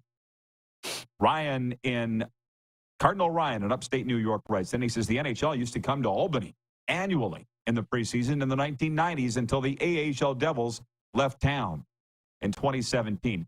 The NBA would come to Albany in the 1990s as well. I'll tell you what, if you go watch the NBA live, you will never go back. CEBL is pretty damn good too. But the NBA is just, I love it. I mean, I broadcast baseball all summer, so I got to kind of say I'm a baseball guy. But the constant action, I like auto racing. I love NBA. I love hockey. Baseball, curling, just a little too slow for me. Jeremy makes a really good point here. I feel like a lot of these things, if I don't completely lose my mind, will carry over into the next segment. There's just so many things here, Darren. Jeremy says the players like the outdoor game. You think they would like small town rinks. Bring back the youth days, all the good memories that were built to get to where you are today. I don't know about that. We'd have to talk to NHL players about that. I think those outdoor games are amazing. There is, Darren, a movement afoot to get an outdoor game here in Florida, but they're sitting there going, where would we play? We couldn't keep ice. Couldn't make it at Raymond James Stadium where the Buccaneers play or Hard Rock Stadium where the Dolphins play. So they're like, oh, Lone Depot Park is a retractable roof where the Marlins play. I hope that I would love to see it. They would fill it, but is there any NHL market, do you think, that will have the outdoor game that hasn't yet? But you probably have spent zero time thinking about this. Yeah, I haven't spent much time thinking about it. I think about, where'd they play? Was it Lake Tahoe? That looked really cool in the mountains there. It looked good. That was really neat. The ice was bad. If you could ever put a, you'd have to have a stadium, though. That's the thing. I'm like, it would be so cool to go to like Moraine Lake and Banff and have it in the mountains and the picturesque, or up to Alaska or somewhere like that. But that's not what this is about. Like, it's not just about TV. It's about fans being there. You got to have stadiums. You got to fill it. You got to have 20,000 people, all the rest at least. So, but that would be cool to do something like that. Go somewhere remote, like Alaska or somewhere like that, the north, where they don't get access to this ever. Like they don't even drive or fly to these games. They go somewhere like that. Well, you know how the teams will look at that. Can we make money? That's how they look at it. If they can find a way to make money, they'll do it. And so here's the hook, just to keep everybody on the edge of their seat till we come back. The buzz going around the lower bowl last night at the Panthers game, Panthers and Lightning. Well, let's just be honest, between Brent and I, was what Aaron Rodgers had to say, calling out his coaches with the Jets, Robert Saleh, and some of the interesting quotes that are being said in football Wayne in Victoria, BC wrote in here earlier. I would be like digging in a needle in a haystack to find it. But he's like, why did the Lions say that Vernon Adams is still a big part of the team? Here it is. We said it was basically a theoretical kick to Vernon Adams' junk when they brought in Nathan Rourke and immediately inserted him. Wayne says, why did Rick Campbell, the coach, come out after signing Rourke and say that Vernon Adams is still a big part of the team? We'll address that and more when we come back, Darren, okay? And Kyle McIntyre on the way, too. We're live on Game Plus Television, Key Radio, live streaming on YouTube, and, of course, Apple Podcasts and Spotify.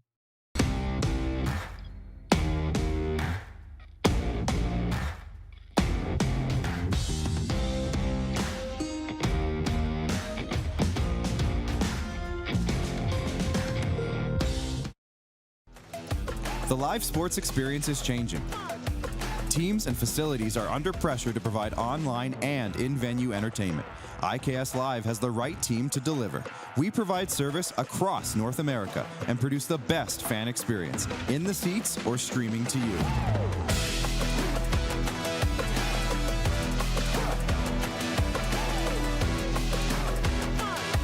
IKS Live continues to bring you the best seat in the house.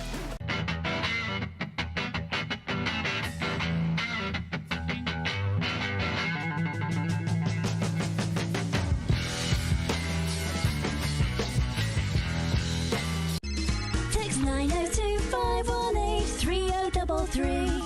902-518-3033. Pick up your phone and text RP, that's Rod Pedersen. Text 902-518-3033. We're all capable of doing more.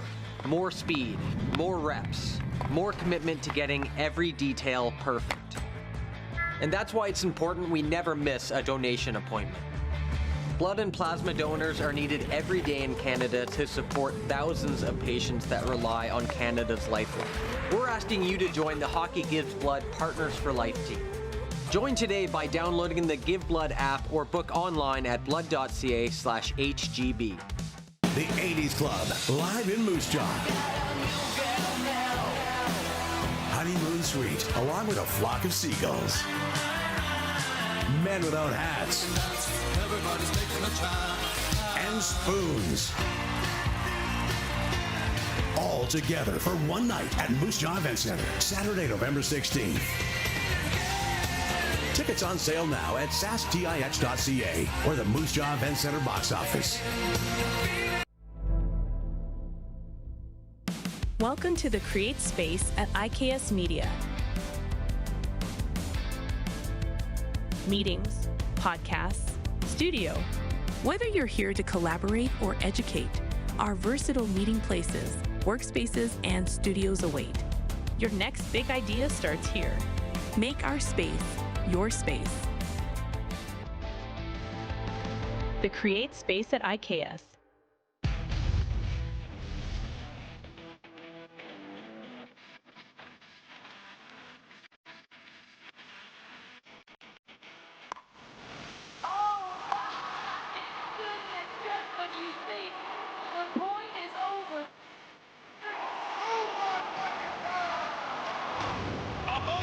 Sounds like he knows what he's doing a little bit. As long as you're entertained. Aren't you entertained? Here's how your business can be a part of Canada's fastest growing sports talk show. All you have to do is contact us, and we will tell you all about the dynamic and exciting marketing opportunities we have, utilizing a fully integrated 360-degree multi-platform. Imagine your business seen and heard across Canada on Game Plus TV and around the world on the Rod Pedersen Digital Network. You will use one of the most overused expressions in sports. You gotta be kidding me.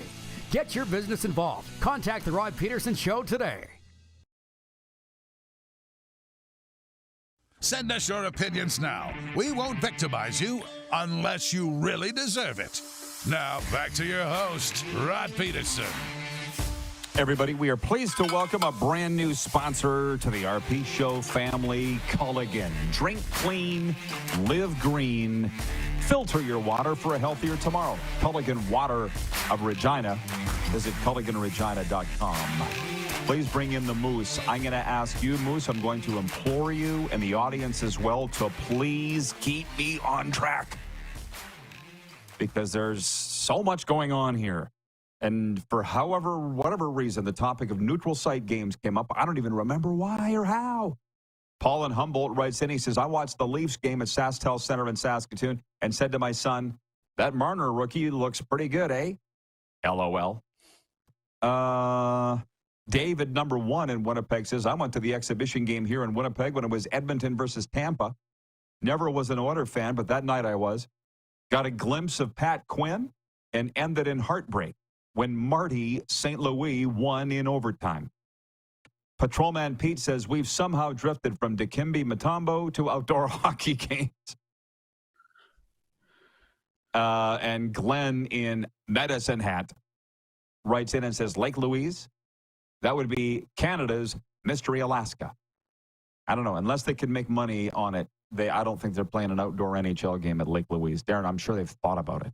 Don't you think? I'm sure they have. And, it kind of got me thinking, I wonder if they would try somewhere like Hawaii. Weren't they in Australia, not that long ago? So it makes me wonder, would they try somewhere like Hawaii? Because there's people there and people travel there and destination and all the rest. I never got word on what the ice was like in Australia.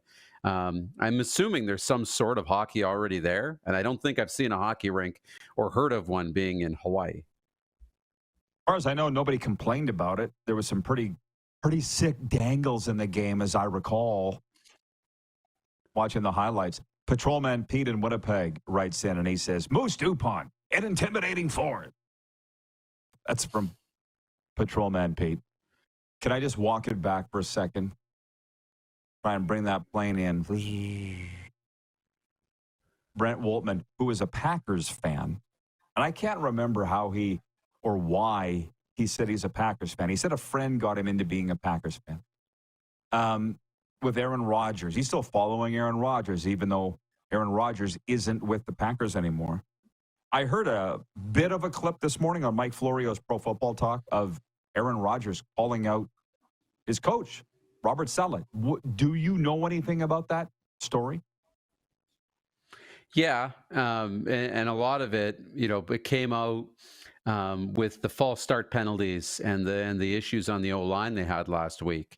I think it was 5 false starts, and he was up at the podium and he's frustrated. His jacket's open and he's just kind of leaning on the podium and he's just like, yeah, or we could just hold people accountable, have higher standards around here, type of thing is what he was saying. And it was like, oh boy. And then he was on McAfee this week and he's on others and he's like, look, we don't need to overreact.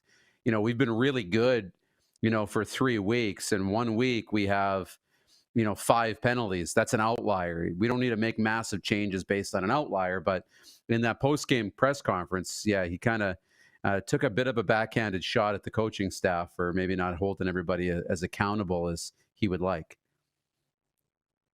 Well, the way that you say that, I don't really have a problem with it.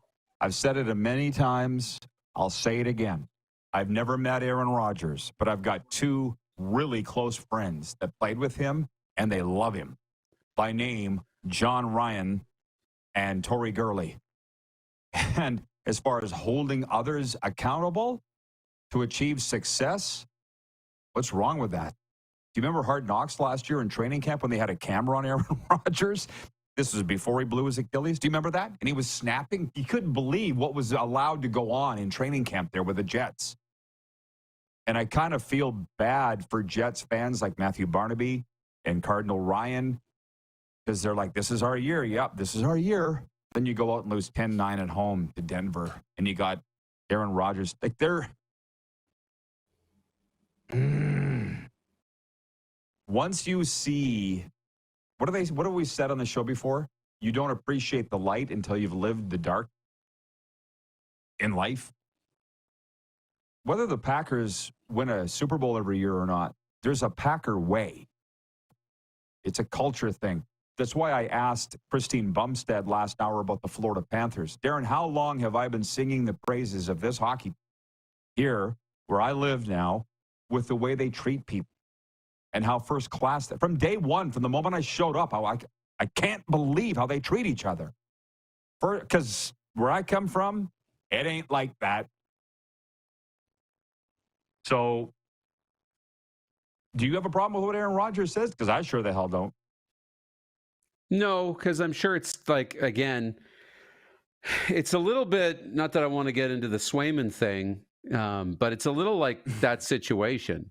You know, if you're communicating in the media and these are the first time conversations are being had, then it's probably an issue. But I'm sure this is conversations that Aaron Rodgers has had with Robert Saleh. Like, I'm sure they've got a relationship where they've, talked about these things, and even post-game talked about it before going into the media and saying these things just out of the blue. But who knows? Who knows? Like, you and I have a conversation, then I go on a podium and say something else, and you're like, where did that come from? That's an issue. But, we don't know what's going on behind closed doors. No, you don't. We don't have any idea. Because, like I said, I'm sitting there last night watching the Lightning and the Panthers. And if I may, everybody, that's where my focus was. I can only concentrate on one thing at a time. That's just the way that I am. One day at a time, one thing at a time. I'm not paying attention to the short kick, onside kick in the Dolphins-Titans game. I'm not. I'm focused on what's going on right in front of me. That's how the only way I can be successful. And a lot of the buzz, aside from us discussing Aaron Rodgers, was Steven Stamkos not being with the Lightning. Victor Hedman's the captain now, and it was really weird seeing this monster number 77 skate around with a C on his chest for years of it being another guy. But the thing is, we don't know why the Lightning wanted to say goodbye to Steven Stamkos. There were a lot of Lightning fans in the building last night. And they made it very well known that they're not happy that Steven Stamkos isn't there anymore. But here's the thing, as of what you're saying, we don't know what went on behind closed doors with the Lightning. Maybe it was an illness and fatigue situation. Maybe they were sick and tired of each other. That happens. That's what happened with me in my last job. It happens. We don't know. But because we don't know, and they don't want to say, it leaves the door open to speculate. Fair? You know what I mean? And you talk about standing at a podium. Did he just say that? That's part of the reason why Panthers are probably watching now. They tell me they've been inviting me to all these things since day one. I'm like, I don't want to go. My intuition is telling me I don't want to go. I'm okay just staying an arm's length away. I don't want to know what goes on. I don't want to know the players. I just want to go to the games, write about what I see, talk about it on my podcast. I don't want to get too close. You know what I'm saying? Because I can say this. I couldn't name names if I wanted to. It really doesn't matter. But I remember being with the Rough Riders and so standing at the podium, outright, blatantly lying. And I'm like, that's a lie. You know what I mean? He's representing the Rough Riders. And I'm like, people are believing this. I mean, I don't know if the Panthers are lying or not, or the Lightning. I don't know. I don't want to know. See what I'm saying? Do you see where I'm going with this? Yeah. And that's the difference between winning organizations and losing organizations. The ones that operate with integrity, then have each other's back. You get what you have with the Florida Panthers and with the teams that I've been with, because I've been with winning teams and I've been with losing teams. That whole thing about, did he just say that at the podium? Because you know that it's wrong. I remember sitting back going, we have now become what we used to make fun of. And I don't know how you fix that, which is a whole other thing. Holy smokes. I know this is a bumpy ride, but it's dang sure entertaining. I'm looking at the LA Rams. Who did the Rams lose to this weekend? Do you remember off the top? They were picked to lose, and they did lose. I got it here. The Bears. Who loses to the Bears? The LA Rams do. And it was only 3 years ago the Rams won the Super Bowl. You see how there's different ways of skinning a cat? Sorry, Darren, and the PETA people. They loaded up the credit card, and they couldn't pay the bill. You know what I mean? So they got their Super Bowl. Hope you enjoyed it. Meanwhile, you look at the Chiefs, who have won every Super Bowl since. They're 4-0. That's their way of doing it. But with the Rams, they shot their wad and won. So it worked. You know, that's their way of doing it. But there isn't one way of doing it that I can see largely. You know what I mean? No, there's not. Thoughts on all of that? Yeah, there's not. Like, you know, the Chiefs, you take away Patrick Mahomes, and are they able to, with the same formula, have this type of success? Maybe not.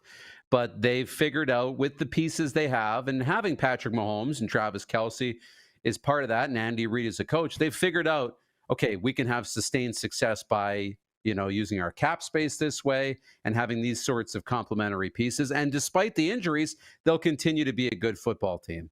But I think with the Rams, there's a lot of football teams that would say, I'll do that.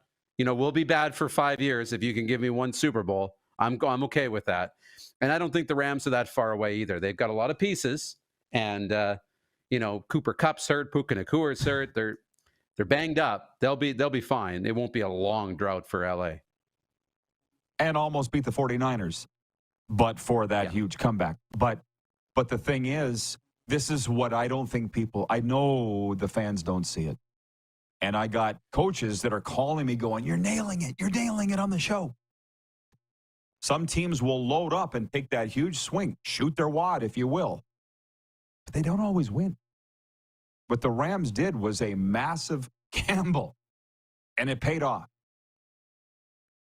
But some other teams have done the same thing and not won. And then look at the Blue Jays is a great example. I think the window's closed. Clearly, they made the playoffs for a number of years with a pretty good young team. But it didn't pay off. They didn't even get to a World Series. They didn't even get to an ALCS. And now what? Not fourth highest payroll in baseball, and they almost had 90 losses. Exactly. Now they're just hanging on. Last one. I know we got a break, and Kyle McIntyre's coming in next. But I remember sitting on the bus with the Rough Riders. Our offensive coordinator was Marcel Belfay. And we were in 2003. We were 11-7. And we lost in the West Final. We were hosting the Grey Cup that year. And it was like 3 years later. We were 9-9, 8-10, 9-9 every year. And Marcel goes, we shot our wad in 03, and we're just hanging on ever since for our job. And I never forgot that. That was 20 years ago. Every team, that's the way it goes. Okay. Yeah. Thanks, Moose. Great job today. You bet. Thanks for sticking with me. Thank you. If you did. I know it was hard to follow. I followed the dots. I appreciate it. We got the commish, Kyle McIntyre, coming in next. Get your questions ready. We're live on the Game Plus TV network, WQEE Radio, streaming live on YouTube, also Apple Podcasts and Spotify.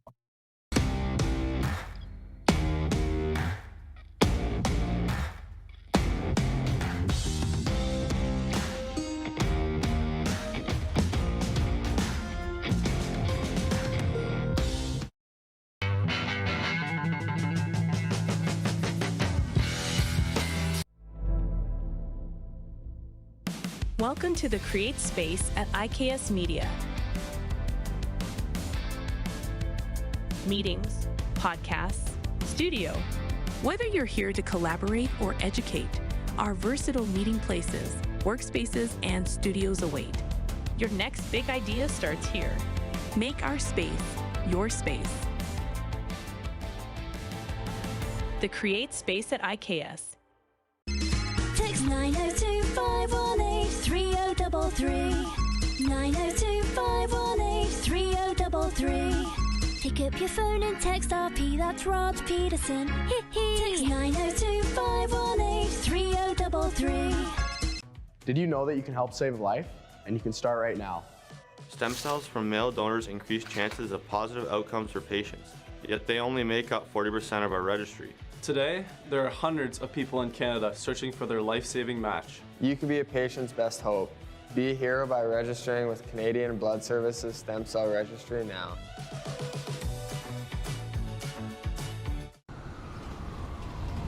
I'm Bridget Lacquette. I'm a First Nation Olympic silver medalist, and I'm proud to represent Indigenous hockey players across Canada. Each year, hundreds of Canadians need a stem cell transplant from an unrelated donor to save their life. Anyone can have a hard time finding a stem cell match, but for Indigenous peoples, it can be even more difficult because just over 1% of prospective donors on Canada's stem cell registry are of Indigenous backgrounds. Be a hero. Join me in Hockey Gives Blood in helping to make a life-saving difference to those in need. Register today at blood.ca/beahero.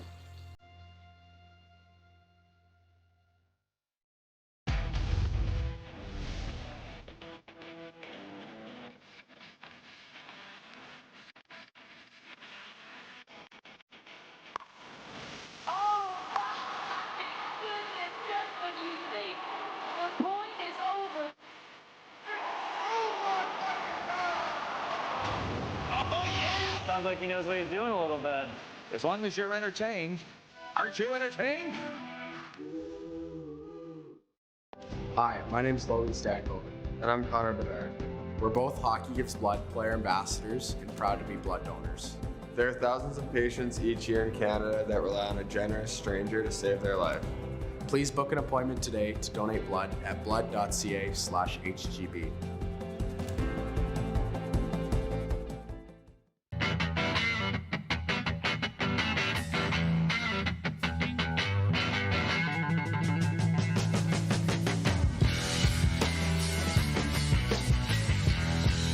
Business owners and marketers.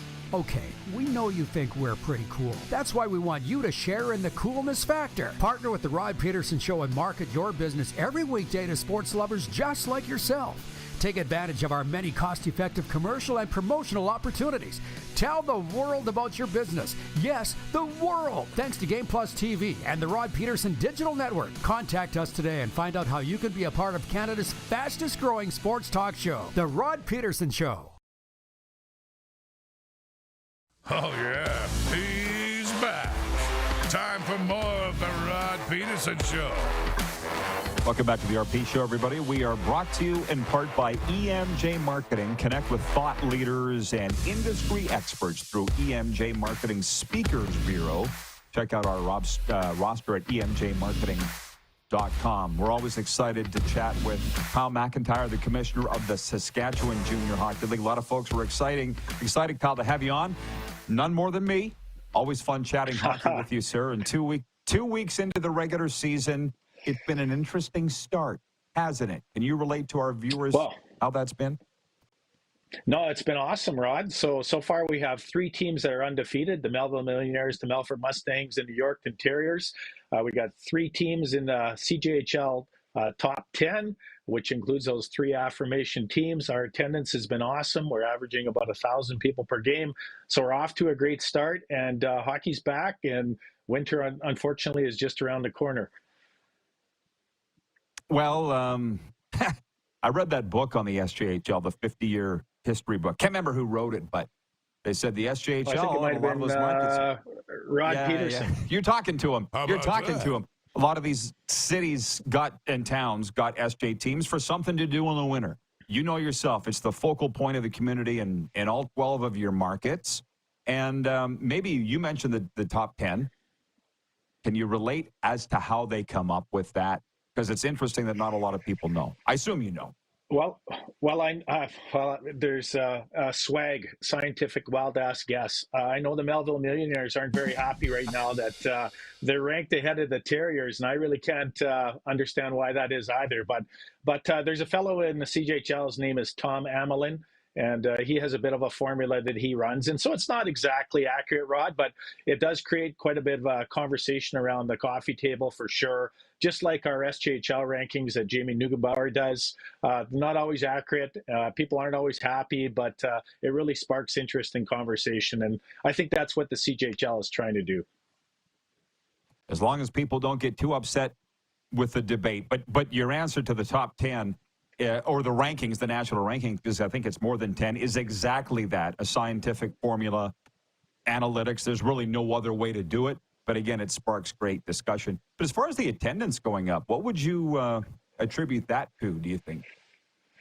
Well, I think that, I think it really helps when you got a competitive team and when your marketing team is out promoting players in the community, both on social media and through community outreach and engagement. And I think our teams have really stepped up this summer and are really doing a good job engaging fans and reaching out to boys and girls that play minor sports and going to schools and going to old folks' homes and having barbecues and having shinny tournaments. So all those things that activate the community and help the community learn who these kids are that are wearing their hometown colors. The Western All-Star Showcase event is coming up in Weyburn Warman, another W town, in November. That'll be here before you know it. What can you tell us about that? Western All-Star Showcase. Yeah, so really what it is, it's a collaboration between the Western Leagues to identify probably the 20 or 25 top players that are going to represent Team West at the World Junior A Challenge held in Camrose December 5th. And so probably for the last 4 or 5 years, we have not had a physical training camp. It's been done virtually or through Instat, the analytics video and whatnot. And so we really thought it would be important to showcase the young talent from our leagues that are 19 and under. And so I've been working with Kevin Surrett, Commissioner of the Manitoba Junior Hockey League. We've been working with the Director of Operations for Team West with Hockey Canada. And so it's really going to be an event that's sponsored by the NHL, that the colleges are certainly interested in. And we want to have an opportunity for the top 20 kids from the SJHL to compete against the top 20 kids from Alberta and Manitoba and have a real legitimate shot of representing Team West at the World Junior A Challenge. So really, that's what it's about. That's exciting. And Kevin Shooter Surrett, your counterpart for the Manitoba Junior Hockey League. Brandon Kidd used to sit right behind me on the bus with the Pats. You can ask him about it. Love that guy, and he's done a tremendous job taking over that league during COVID. Could not have been easy. Now, as you know, I fire all my Junior A questions at you, Kyle, and you always handle it very, very perfectly. Calgary has got the Centennial Cup this spring. That's this upcoming 2025, right? Calgary Canuck? Yes, sir. Yes, sir. Can you talk about the decision to go with Calgary and why the Canadian Junior Hockey League feels they're the best fit? Yeah, so I think originally it was awarded to Okotoks. We're in the Alberta Junior Hockey League. So I think that the CJHL and the Alberta Junior Hockey League thought it was important to continue to have that event in Alberta, given what happened with the migration of those 5 teams. And so Calgary last year was at the Centennial Cup. They had a super competitive game against Melfort. I think they got a pretty good team. Alberta had their showcase last weekend, and what I'm hearing is that Bonnyville has a good team, and Drumheller has a good team, and Calgary has a good team. And so certainly Calgary wants to be competitive when they're hosting every team that wants to host. There's lots of pressure on them to perform, but I think Calgary will be a good event. Whether the SJHL continues to be part of that in the future, I'm not sure. I know that when we entered into the Western Canadian Development Model pilot, there was a lot of conversation and a lot of interest in bringing back those Western traditional rivalries and having those playoffs. And so we haven't closed the door on the Centennial Cup, Rod, but seeing it's almost in our backyard, I know that a lot of our teams are eager to represent the SJHL, and whoever does represent the SJHL, they're usually a favorite going into it, and they're always super competitive, and they're always excellent ambassadors for our league and for the communities. Well, and you're still using the 10-team format, right, for the Centennial Cup? Yeah, and the thing that I would say about it, not that I have any kind of influence or say on it, but it's tough for a hosting community to make money. And there's a lot of fatigue for both the fans and especially for the volunteers. So it was something that we have gone with the last 4 years coming out of COVID. I know it really narrows the number of communities that are eligible to host that event too, because you need lots of hotels, you need 2 sheets of ice, and you need an army of volunteers, which is tough to come by if there's not something in for the host team.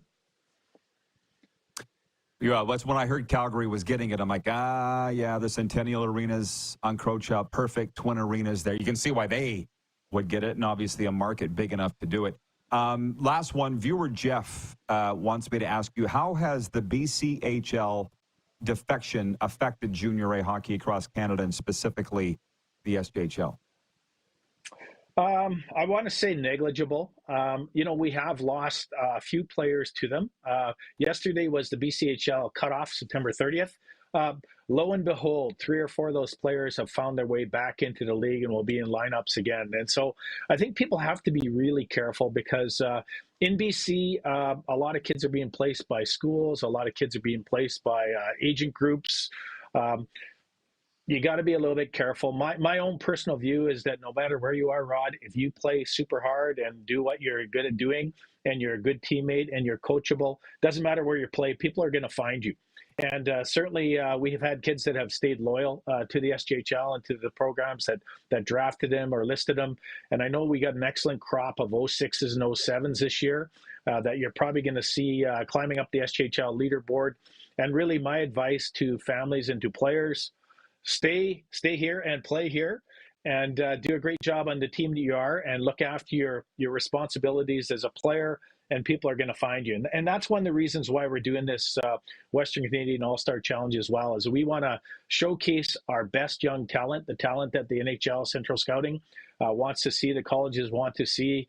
And again, a long answer, but I would say the impact has kind of been negligible. There's been a few kids that have gone out there, and certainly when you have kids from the U.S. and kids from Europe and kids that are already committed being placed in those programs, sometimes it's tough for everyone to get their cookies. No, a great answer. You handled it very well. Kyle, I always enjoy our visits, of course. Hopefully we can do it again soon. Good luck with the hockey. Thanks for the time. Thank you for your interest, Rod, and take care. Thank you. The commissioner of the Saskatchewan Junior Hockey League, Kyle McIntyre. Coming right back with overtime after this. Stick around, everybody. Sports update and one last viewer takeover live here on Game Plus TV, Key Radio, and, of course, Apple Podcasts and Spotify.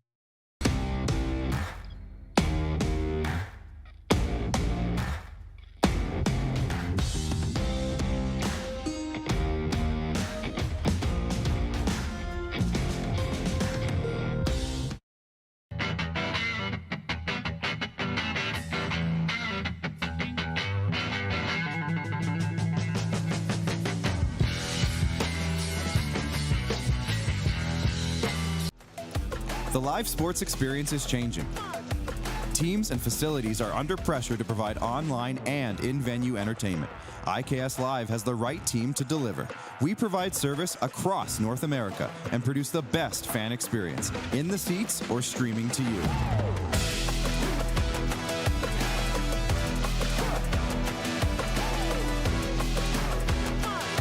IKS Live continues to bring you the best seat in the house.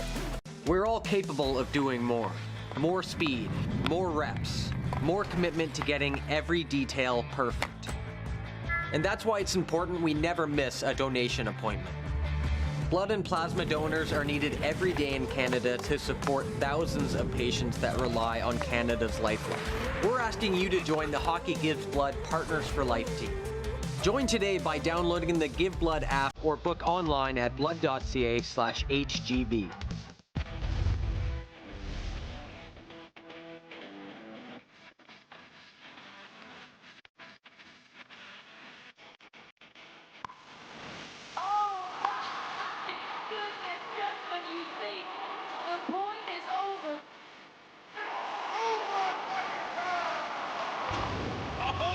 Sounds like he knows what he's doing a little bit. As long as you're entertained. Aren't you entertained?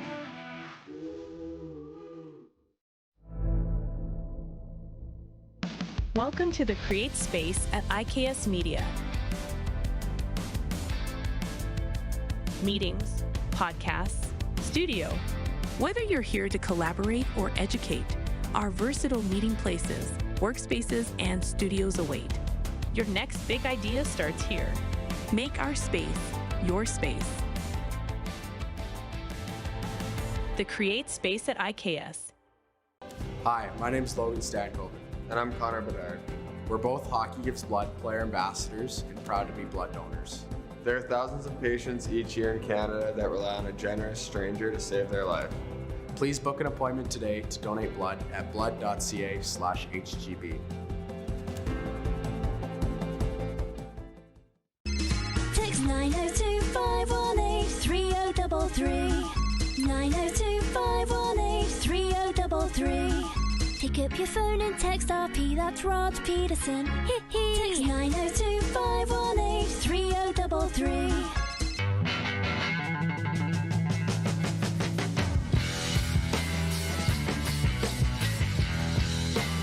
Here's how your business can be a part of Canada's fastest growing sports talk show. All you have to do is contact us, and we will tell you all about the dynamic and exciting marketing opportunities we have, utilizing a fully integrated 360-degree multi-platform. Imagine your business seen and heard across Canada on Game Plus TV and around the world on the Rod Pedersen Digital Network. You will use one of the most overused expressions in sports. You gotta be kidding me. Get your business involved. Contact the Rod Pedersen Show today. You got something to say? You want to add to the show? What are you waiting for? Don't just sit there. Say something. Now, back to the studio with Rod. It is Overtime, proudly brought to you by our friends at Overtime Hockey Lanes in Calgary. And I changed it up. I'm sure they don't mind, Randy and Michelle. How about this? Hockey teams, are you looking for just the right place for your team bonding sessions and outings? Look no further than Overtime Hockey Lanes in Calgary. With state-of-the-art equipment, spacious shooting lanes, and games for all ages, Overtime Hockey Lanes is the perfect destination to build teams, whether they're from the Calgary area or if you're on a road trip from out of town. Book your lanes today. 28th Street Northeast, Calgary. Speaking of hockey, Leonard Strandberg, my good friend Len Strandberg, writes in on the 902 line. He says, thanks for promoting the SJ. To be honest, they promote us, so promoting them is just tit for tat. Sports update. The Houston Astros left three-time Cy Young Award winner Justin Verlander off the roster for their AL Wildcard Series opener against Detroit today, but did include injured slugger Yordan Alvarez. Verlander struggled in his return after missing almost 2 months with a neck injury this summer. The 41-year-old right-hander went 2-2 with a 9.26 ERA in 5 starts in September. Astros manager Joe Espada said Verlander was professional when told of the decision and said he could be on the roster for future rounds if the team advances. It is a quadruple header today. Best of threes, wildcard series openers, 2:32 Eastern, first pitch, Detroit at Houston. 4:08 Eastern, Kansas City at Baltimore, game 1 over in the AL. 5:32 p.m. Eastern, Mets at Brewers. 8:38 p.m. Eastern, Braves at Padres. If you love baseball, this is like maybe the best day of the year. There are 8 preseason games on the NHL slate tonight, including one in Montreal, where the Canadiens host the Ottawa Senators. Monday night, the Edmonton Oilers beat the visiting Vancouver Canucks 3-2 in a shootout, while the Calgary Flames topped the visiting Seattle Kraken 4-3 in overtime. It was a busy night here in South Florida. I was at the Tampa Bay Lightning beating the Florida Panthers by a score of 3-1. It was the first home loss of the preseason for the Panthers. I was there writing my column for the South Florida Tribune. I'm just casually keeping an eye on everything else in sports at this point. It's become too much. The NFL scene, the college scene, the CFL scene, whatever. I just can't. It's a coffee discussion here today, not breaking news. I'll tell you that for free. Sports updates brought to you by Landmark Cinemas. Get more of what you love with Landmark Extras. Free movies and concession items, invitations to exclusive screenings, special events, and more. There are 3 rewarding programs to choose from that get you something extra with every movie purchase you make. Check them out at landmarkcinemas.com. And by the way, what's today? October the 1st. So it's this Friday. The Joker, Folie à Deux, hitting theaters. Am I saying that right? Let me call this up because I have it in my first sports update. I don't know if Clark knows Francais. That's French, Clark. Francais. How about Folie that? à Deux. Yeah. This Friday in theaters, Joker, Folie à Deux. What do I have on this Friday? Nothing too taxing, I don't think. I think maybe I'm going to be going to watch The Joker. By the way, for all the viewers Now's the time to get your comments in. I tell you that with 4 minutes to go. But you know what? In the television business, 4 minutes is an eternity. Thank you, Allie in Texarkana. She says, great show, RP and crew. Have a great day, everyone. You, Allie, have a great first day of Halloween month. Scary. Follow, maybe you don't want people following you, Allie, on social media. I'm not sure. I do. She celebrates Halloween year-round. But now it's October, so it's officially official for her. Jeff, the Stamps fan, tongue planted firmly in cheek, writes in and says, the undefeated Calgary Flames. All you need to know about the preseason, and I get a real kick out of this, in any league, is this. The year that the Detroit Lions went 0-16, about 10 years ago, they were 4-0 in the preseason.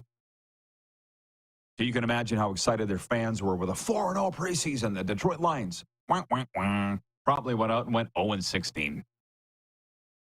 So, yeah, we get all excited, the CFL and NFL teams with their OTAs and rookie camps and then training camp. You should. And the preseason as well. But as soon as it's over, we scrub it all and concentrate on the regular season. That's the way it should be. Regarding the wars of Junior A hockey, I don't think people even understand how similar it is to college football. It's almost identical, actually.